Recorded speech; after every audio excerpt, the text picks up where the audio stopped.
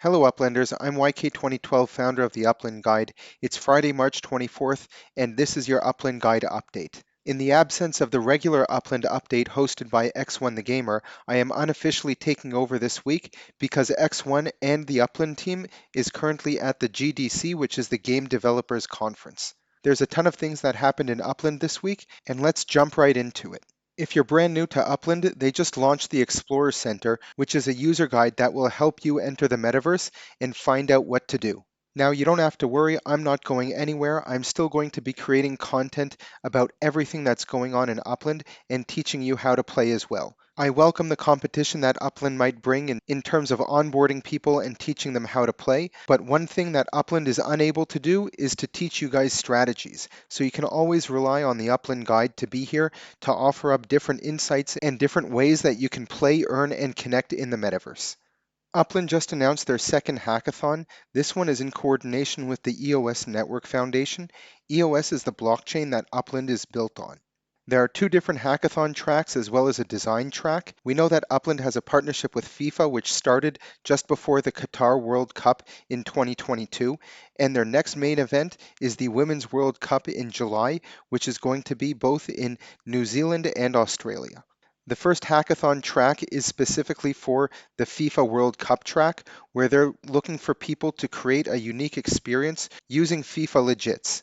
The winners of this hackathon will win 10,000 US dollars going towards the creation of this experience. This experience will also be a dev shop which will be placed in the FIFA World Cup village in Upland. And this leads me to believe that similar to how they opened up Qatar for the World Cup, they will also be opening up both New Zealand and Australia for the Women's World Cup because there's probably going to be this FIFA village over there. And lastly, the team who wins will also be placed in an incubator program, which will help to launch the project. The second track is the innovation track, where it's a little bit more open, where you can create any experience that you want, not specifically FIFA related. And there also you can win 10,000 US dollars in order to help develop the project, as well as being placed in the incubator program. Lastly, as part of this announcement, there's also a design track where Upland is looking for someone to create a 3D trophy for the World of Football esports tournament, which includes the FIFA World Cup logo. The grand prize for this is 2 million UPIX, and this year the World of Football esports tournament will be themed around the FIFA Women's World Cup Australia and New Zealand. Next, we have a change in terminology in Upland. It's no longer going to be called outdoor decor items, but this term is going to be changed to map assets. Upland says that the term outdoor decor isn't entirely accurate and unfairly boxes them in an asset class that can only be used for decoration. Ultimately, this term is meant to represent non-living 3D assets that exist on top of the map, hence map assets. Check out the video in the upper right hand corner where I talk about Layer 2 and how you can actually utilize these map assets in Layer 2 games to provide value to these items. Now, along with this change in terminology, Upland has also announced that there are royalties for anyone who creates these map assets. The original manufacturer, which is the player who owns the factory that created the 3D map asset, will be able to earn 2.5% of all sales of that item in any meta venture in perpetuity. Check out the link in the upper right hand corner to watch the video to learn exactly how this works and where the 2.5% comes from.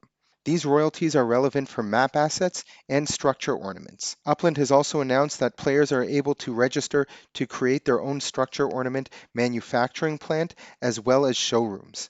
We know that structure ornaments are seasonal. Upland has announced that there are 9 different seasons that last throughout the calendar year, so that's almost one season every month. The upcoming Blossom season officially starts on April 3rd and ends on May 2nd. Upland has announced that Jackie Sai has created a showroom and is developing structure ornaments for the Blossom season. Here you can see 3 of his different designs. Players will be able to mint these from his showroom located in Los Angeles.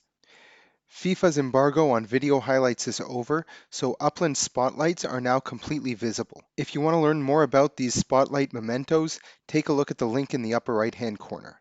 The finals of the Shamrock Showdown, which was Upland's very first racing competition, saw 42 players win this Shamrock Showdown Leprechaun Block Explorer. And of course, we have a full YouTube playlist around everything you need to know about racing in Upland in the upper right-hand corner.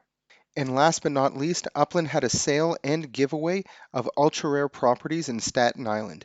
Congratulations to all the winners and everyone who was able to obtain one of these ultra rare properties. Thanks for tuning in to this special edition of the Upland Guide Update. Make sure to check out all the links in the descriptions below and follow myself and Dale the Llama in all of our social media platforms.